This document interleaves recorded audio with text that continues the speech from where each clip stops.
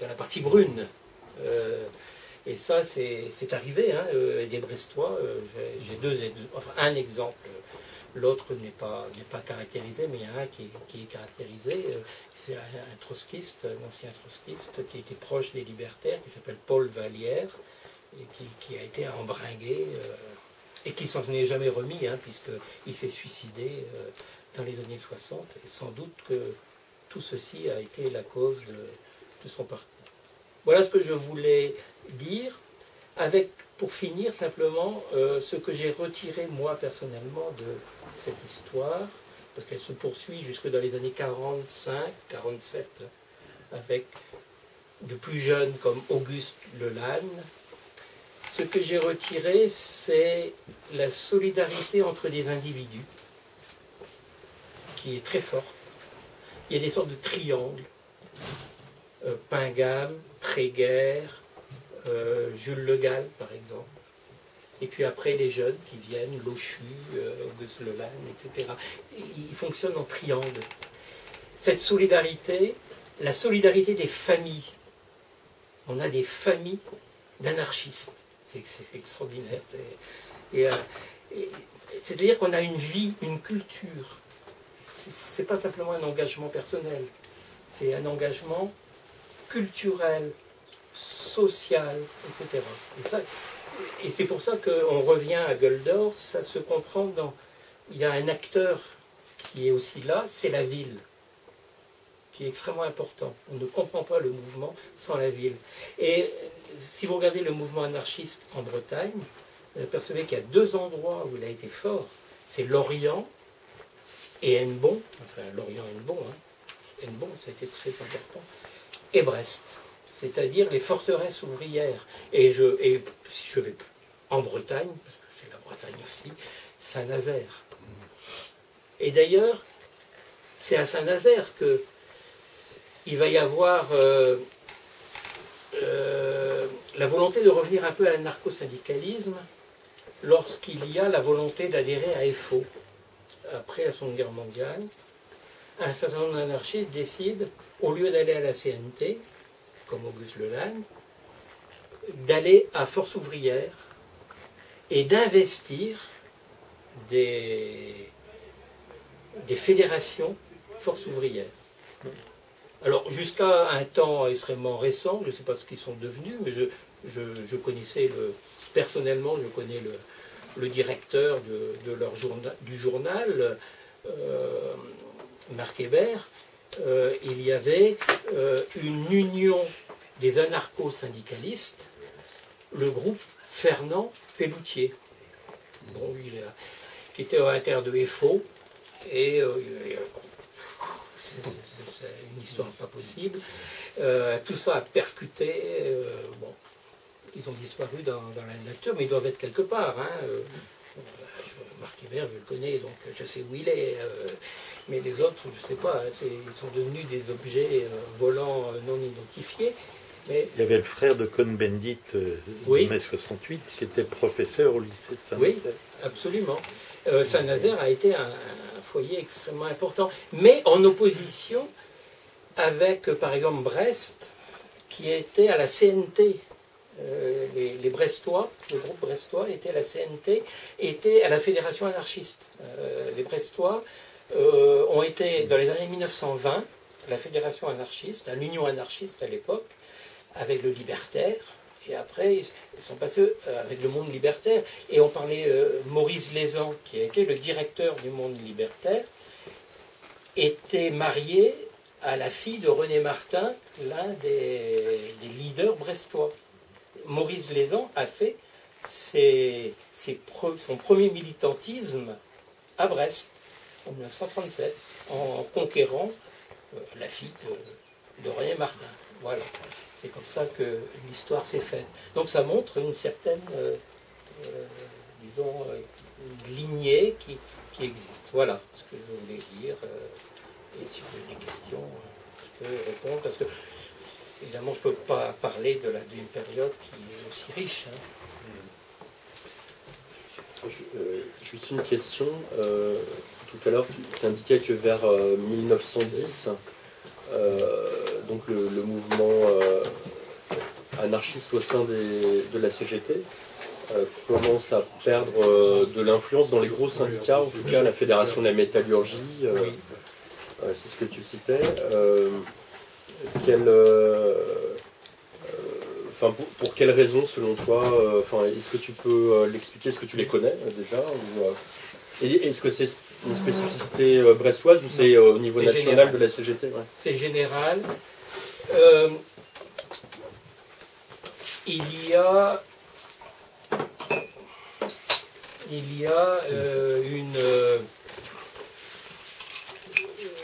une différence entre les anarchistes et les socialistes, et elle va apparaître à ce moment-là, c'est l'organisation.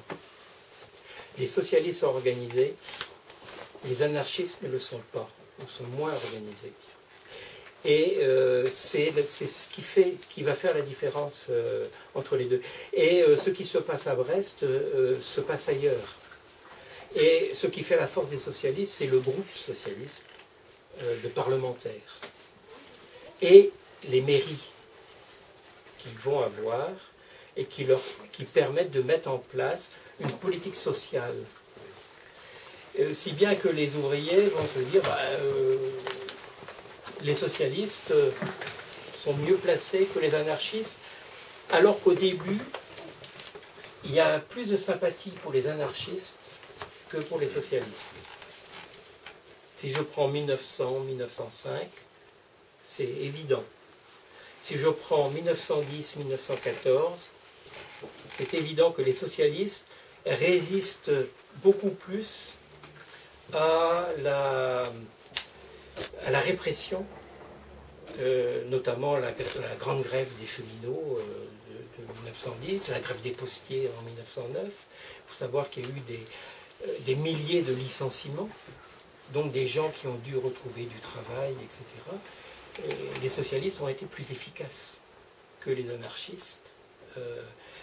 Les anarchistes sont sortis de la phase avant, c'est-à-dire de construction du syndicat, ils sont sortis, je dirais, lessivés, fatigués complètement. Pourquoi? Parce qu'ils étaient assez peu nombreux, en fait. Et ils menaient les choses. Jules Le Gall, à un moment donné, à son procès, le procureur lui dit « Mais monsieur Le Gall, vous avez... qu'est-ce que vous faites dans vos journées? Vous travaillez 10 heures par jour, 10 heures par jour à l'Arsenal, et puis vous allez ensuite travailler à la Bourse du Travail, et puis ensuite pour le groupe anarchiste, mais vous dormez quand vous? » Oui. Sauf que en 1908, quand Jules Le Gall a été licencié, et que ses copains lui ont payé une librairie, parce que ça c'est extraordinaire, hein. Ses copains se sont cotisés pour lui payer une librairie, pour qu'il puisse vivre. Il était lessivé. Et il a eu des séquelles de ça toute sa vie. Et il y a une chose que j'ai remarquée, chez tous les leaders anarchistes, c'est que c'était des personnes qui avaient des gros problèmes de santé. Tuberculose ou autre, notamment avec la guerre 14-18. Pour certains, c'est la guerre 14-18 qui était l'origine. Pour d'autres, c'est la misère. Hein. Mais c'était des gens très marqués sur le plan de la santé. Et donc, très difficile. Ça a été difficile. Et 1910-1912, c'est vraiment la montée de gens très organisés en face et qui ont décidé, par exemple Marcel Cachin, qui dit, qui sera un des leaders du Parti communiste, hein, qui dit, bon ça suffit maintenant, les anarchistes, ça suffit, on doit les faire sortir des organisations.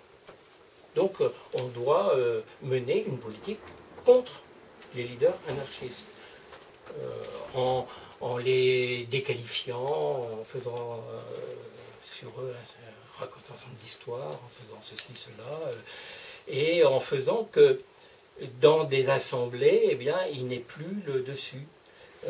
Jules Le Gall, il montait sur une table, il parlait, les ouvriers adhéraient. Donc qu'est-ce qu'on fait? Il faut empêcher Jules Le Gall de parler, quoi. Voilà. Et comment on empêche quelqu'un de parler? On crée un service d'ordre. Les anarchistes avaient un seul service d'ordre, c'était celui des dockers. Les dockers, c'est le seul syndicat qui avait un drapeau noir comme symbole. Tous les autres drapeaux étaient des drapeaux rouges. Et les ouvriers de la poudrerie du Moulin Blanc avaient un drapeau rouge et noir, qui est le drapeau de la CNT. C'est assez intéressant. Voilà. Donc, mais les dockers, c'était les dockers. Ils étaient 400, 500, très bien organisés, très violents. Les gens très habitués à se battre. Très violents, qui buvaient beaucoup. Très difficile à manier, et avec des anarchistes qui pouvaient les manier. C'était assez intéressant. Et les communistes, pendant l'entre-deux-guerres, et surtout, on le voit dans la bande dessinée « Un homme est mort ». On voit la grève qui est menée en 1947, et on voit comment elle est menée par les communistes, et comment ils vont contrôler notamment les dockers ou le bâtiment, avec des comités, avec des piquets de grève, et qui ne servent pas qu'à défendre les ouvriers, qui servent aussi à expulser et les trotskistes et les anarchistes. Voilà. Donc la bascule, elle se fait, c'est pas net, c'est entre 1910, où là dans les syndicats ça commence à être le reflux, et les années 20. Les années 20, on est au milieu des années 20. La dernière grande force des anarchistes, c'est l'affaire Sacco-Vanzetti, 1921-1927. C'est vraiment là où ils sont forts. Et après, il y aura un sursaut, c'est la guerre d'Espagne. C'est vraiment un sursaut. Voilà, c'est pour dire à grands traits. Et après 1945, on a affaire à ce que les historiens appellent un fossile vivant. Les anarchistes sont devenus un fossile vivant, quoi. Dans les années 45 à 60. Le renouveau, ce sont les années 66, 68 à peu près. C'est là le renouveau anarchiste. Donc, vraiment un coup de serpent. Et juste pour dire une dernière chose là sur Goldor. Goldor, en fait, c'était un surnom qu'on donnait à Jules Le Gall parce que, et j'ai trouvé l'origine du surnom, on disait c'est quelqu'un qui est capable de faire de l'argent, qui est capable de trouver de l'argent, et notamment il a trouvé l'argent pour construire la première maison du peuple à Brest. Et on l'appelait Goldor parce que il suffisait qu'il monte sur une table, qu'il dise bon écoutez, vous allez donner votre argent parce qu'on a une maison du peuple à construire, et on a construit une maison du peuple. D'où le terme Goldor.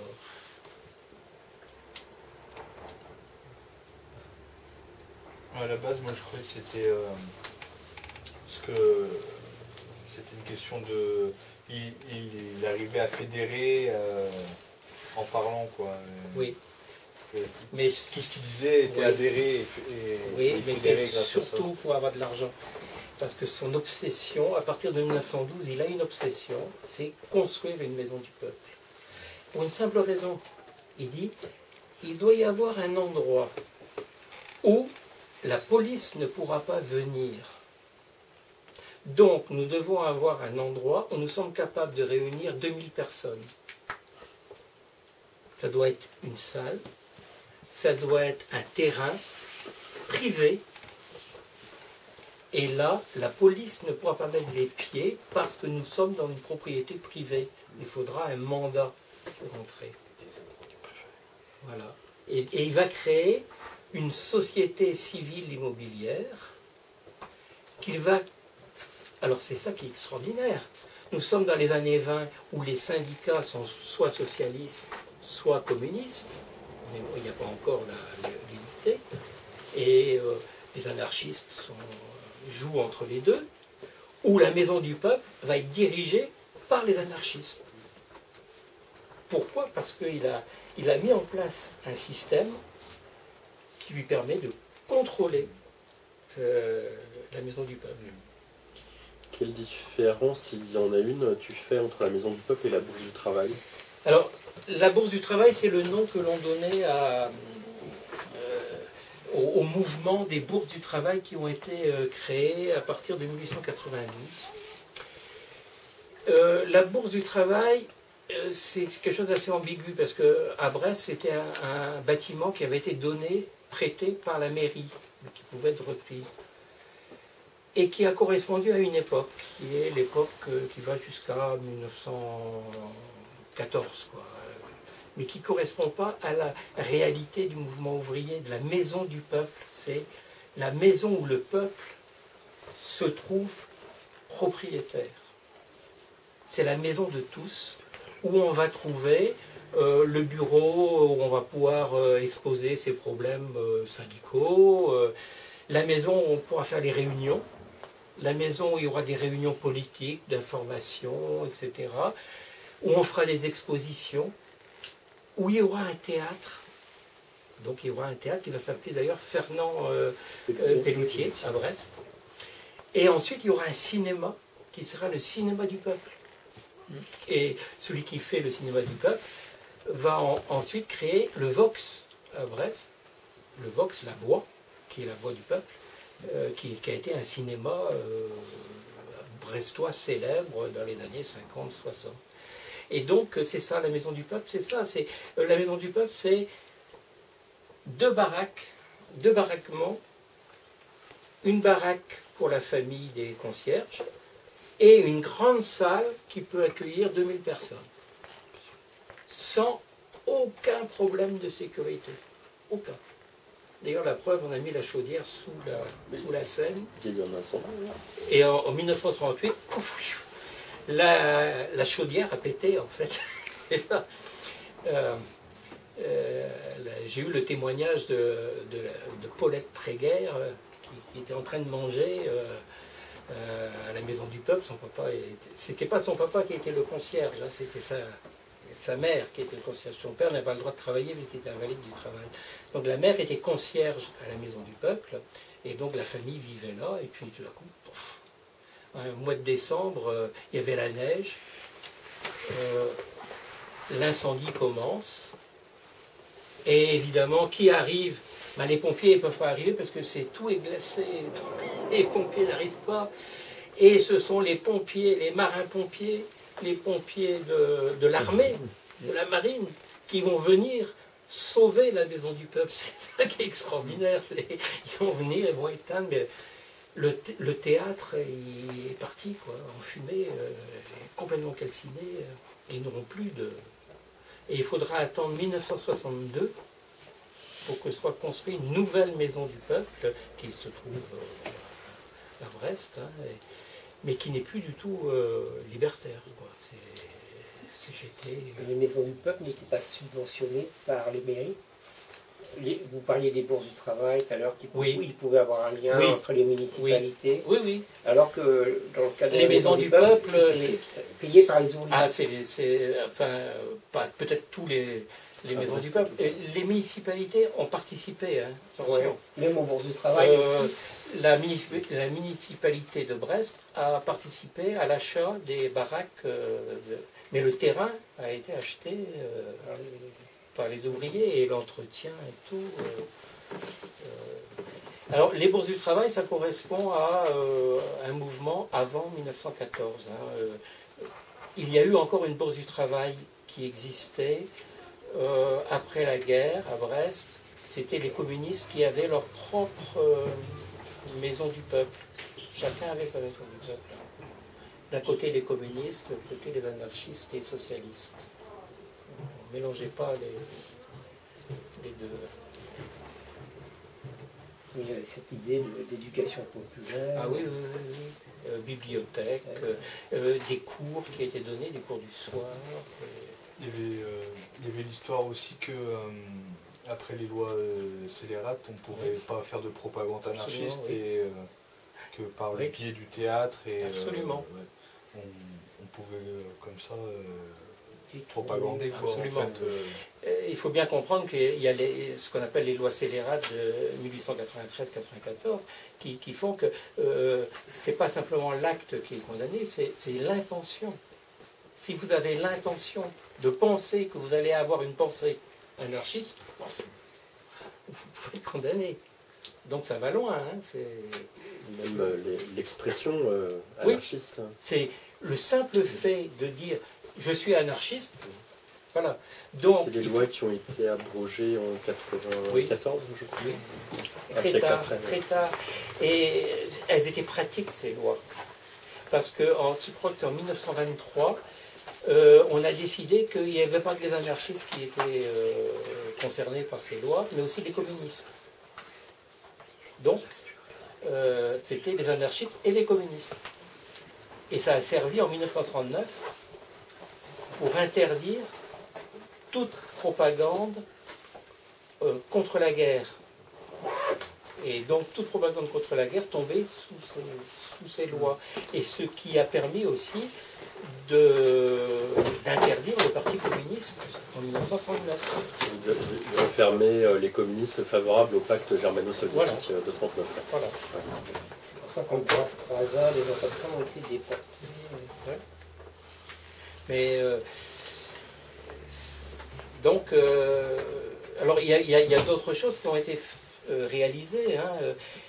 À Brest, il y a toujours, alors je ne sais pas quelle est la forme, mais à l'Arsenal, Victor Pingam avait créé en 1917 un restaurant coopératif. L'idée, c'était que les ouvriers devaient bien manger. Parce qu'ils mangeaient très mal. Ils devaient bien manger. Donc, il a créé un restaurant coopératif. Et le seul problème qui tiquait un peu les ouvriers quand même, il n'y avait pas de vin à table. il y avait la Gueule d'Or aussi, Oui. le restaurant. Oui, on a appelé après on l'a appelé la Gueule d'Or.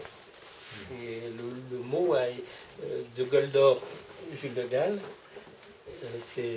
le restaurant s'appelait l'Avenir en fait. Le terme du restaurant c'était l'Avenir. Du coup, le nom venait de Jules de Gaulle.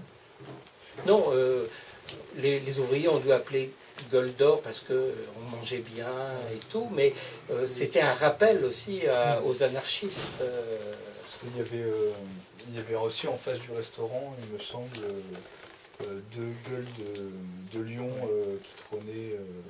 Là, je peux pas. Non, je sais pas. Je sais pas. Moi, j'ai entendu ça aussi, que ça pouvait. Là, j'ai pas.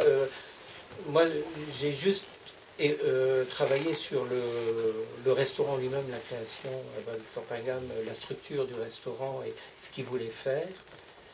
Victor Pingam était quelqu'un qui a voulu développer vraiment l'éducation de la jeunesse. Et il avait créé les pupilles de la CGT. C'était extraordinaire, c'est que les enfants, il y avait deux groupes à Brest, une soixantaine chacun. C'était les enfants d'ouvriers, évidemment.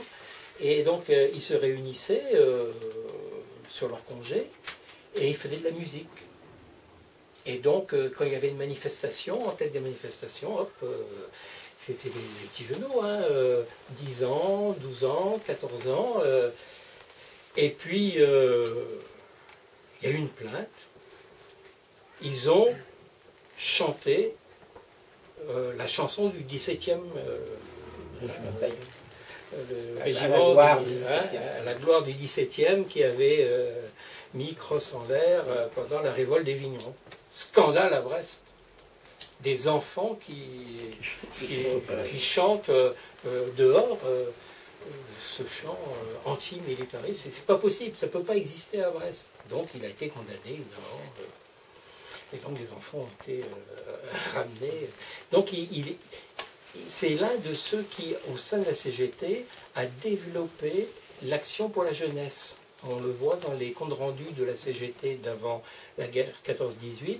Il y a une réflexion sur la jeunesse et Victor Pingam fait partie de ce groupe qui réfléchit à l'éducation populaire pour les jeunes, etc. C'est lui qui a créé les jeunesses syndicalistes, c'est ça? Il avait créé la jeunesse syndicaliste, effectivement. C'était au sein de la CGT. C'était au sein de la CGT. Et ça a été recréé dans les années 20, à la fin des années 20, ils ont recréé ce mouvement. C'était en fin de compte, un peu comme il y a les apprentis, c'était les apprentis de la CGT, quoi, les jeunes de la CGT, les futurs dirigeants, quoi. C'est qu'on se rend compte qu'il y a tout un parcours à refaire, hein. Au niveau syndical, aujourd'hui, entre la syndicalisation des jeunes Oui. dans un monde du travail complètement, Complètement comment dire, fragmenté en fait, hein, oui. voilà, une perte de conscience de classe. Hein. Mais c'est Et puis aussi sur la partie éducation populaire, aujourd'hui les Oui. organisations syndicales, elles ont plus, enfin en tout cas sur Rennes, je ne sais pas Oui. comment c'est ailleurs, mais elles ont plus du tout cette façon d'envisager même l'émancipation sociale, quoi, hein, par la culture et par comment dire, les tentatives de faire organiser par les travailleurs eux-mêmes en fait les moyens de s'émanciper par l'art, la culture, la lecture, les bibliothèques, Oui. etc.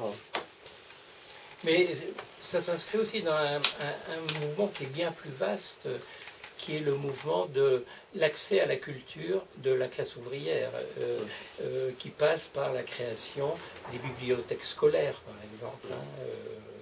Dans la même période, on a toute l'action des bibliothèques scolaires, des bibliothèques populaires, les universités populaires qui se créent.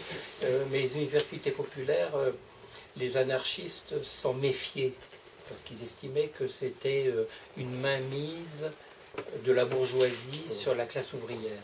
Ce n'était pas le cas, hein, mais ils s'en méfiaient, quoi. Ils ont été aux universités populaires et très vite ils sont sortis de là et ils ont essayé de créer quelque chose d'autre. Ils n'ont pas réussi à pérenniser, quoi.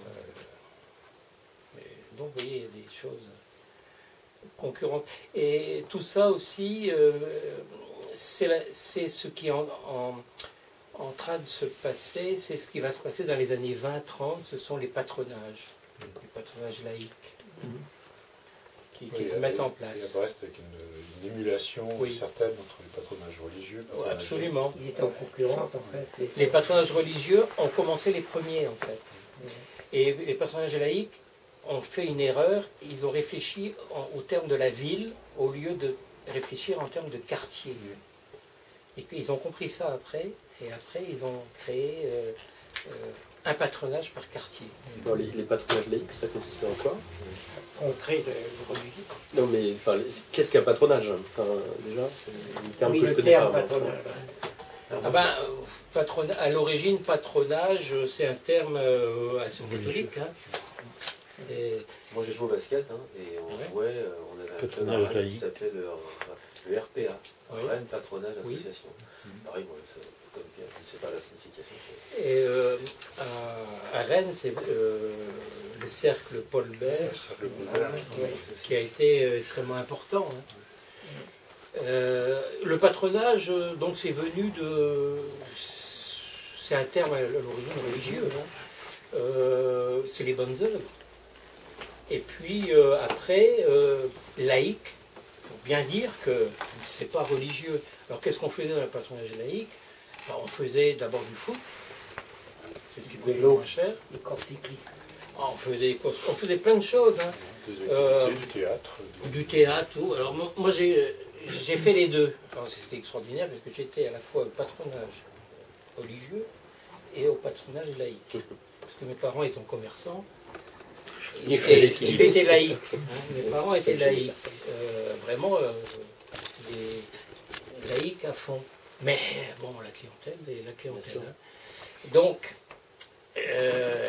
moi j'allais au patronage laïque Donc le jeudi, j'allais au patronage religieux, et le samedi après-midi, j'allais, le dimanche, j'allais avec le patronage laïque, quoi. Donc j'étais à la fois au PL Guérin, et puis à l'avenir, C'est Saint-Martin. Des activités sportives essentiellement collectives, quoi. Ça, voilà.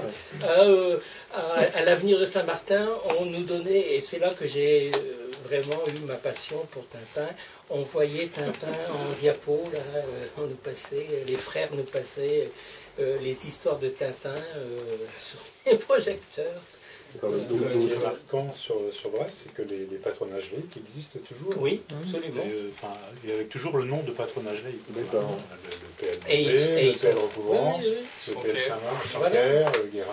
Et ils ont participé à la création de la Fédération des œuvres laïques. Oui, c'est ça, d'accord.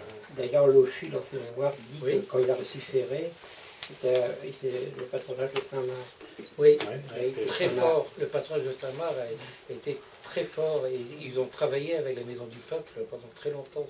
Saint-Marc était une municipalité socialiste. Enfin, toutes les Saint-Marc, Saint-Pierre, Lambézélec, qui étaient des villes à l'époque, étaient socialistes. Quand, par exemple, Brest était passé de socialiste à gaulliste.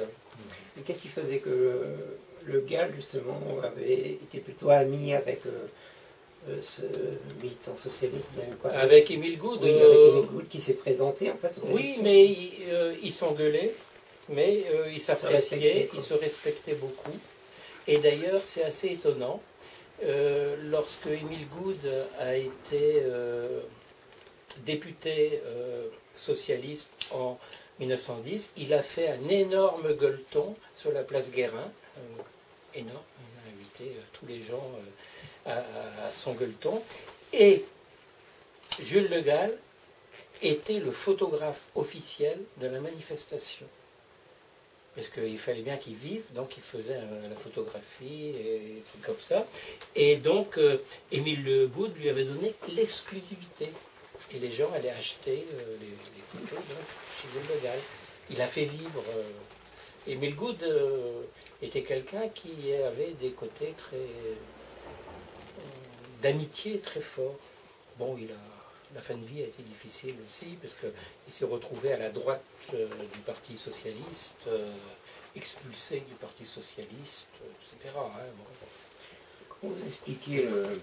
Pardon, mais il y avait des mains levées par Ah oui, là-bas. j'ai pas vu, excusez-moi. Ouais, pas de souci. Moi j'ai une interrogation qui va peut-être paraître simpliste, mais vous évoquiez tout à l'heure le fait qu'il y avait beaucoup d'ouvriers de tendance anarchiste qui allaient quand même, qui étaient se revendiquaient antimilitaristes, mais qui malgré tout construisaient des cuirassés et qui malgré tout restaient ouvriers et travaillaient, donc restaient dans le principe même de l'exploitation des propriétaires des moyens de production sur les ouvriers. Et alors du coup, moi je m'interroge sur pourquoi, est-ce que c'est juste un effet de formatage, ils avaient appris à être ouvriers, ils faisaient que ça, et pourquoi est-ce qu'ils ne s'extrayaient pas, est-ce qu'on pouvait pas créer d'autres choses Parce qu'en Bretagne, à Brest, si on sort de Brest, il y a l'agriculture. Et c'est un autre monde. À l'époque, il y a Brest et il y a la campagne. C'est ces deux mondes. Et les Brestois viennent de la campagne. Et ils savent ce que c'est que la campagne parce qu'ils ont essayé de s'en sortir et de venir à Brest travailler. Et c'est une gloire de venir travailler à l'Arsenal. C'est le summum de ce qu'un ouvrier peut espérer. Et il fait des belles choses. Moi j'ai un oncle qui était rifteur sur... donc il posait des rivets à la masse. Sur les bateaux. C'était un communiste convaincu, mais il était très fier du travail, de ce qu'il faisait. Ouais, ils avaient cette fierté. C'est la fierté du travail bien fait. Du travail bien fait. C'est paradoxal. C'est paradoxal, oui. Mais il y a beaucoup de paradoxes. Ouais, dans l'exposition derrière, là, je crois on a un extrait de texte de la préfecture de police de Brest qui s'étonne de la propagande antimilitariste qui est faite par les ouvriers de l'Arsenal de Brest, alors que eux-mêmes participent à, Oui. à fabriquer des armes de guerre. Mais je pense que l'antimilitarisme, moi je fais un peu là, mais c'est lié à mon état de santé, hein, ne vous inquiétez pas. L'antimilitarisme brestois, il y a un historien qui s'appelle Yves Le Gallo qui le définissait comme étant un antimilitarisme contre le militaire, contre le contremaître, contre la hiérarchie. L'autorité. L'autorité. Celui qui nous fait chier.